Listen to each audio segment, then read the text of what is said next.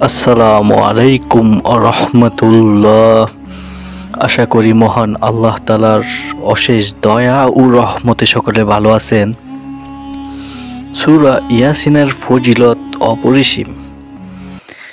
1, নবী করিম সাল্লাল্লাহু আলাইহি ওয়াসাল্লাম বলেছেন, যে ব্যক্তি নিয়মিতভাবে এই সূরা পাঠ করবে তার জন্য বেহেশতের 8টি দরজা উন্মুক্ত থাকবে, সে যে কোনো দরজা দিয়ে প্রবেশ করতে পারবে। সুবহানাল্লাহ। 2, অন্য হাদিসে আছে, রাতে শোয়ার পূর্বে এই সূরা পড়ে শুইলে নিষ্পাপ অবস্থায় ঘুম থেকেও জাগ্রত হবে।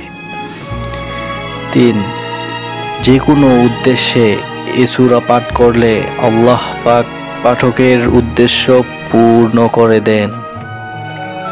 4, এই সূরা একবার পাঠ করলে 10 খতম কোরআন পাঠের সওয়াব লেখা হয় ও পাঠকের সকল গুনাহ মাফ হয়ে যায়।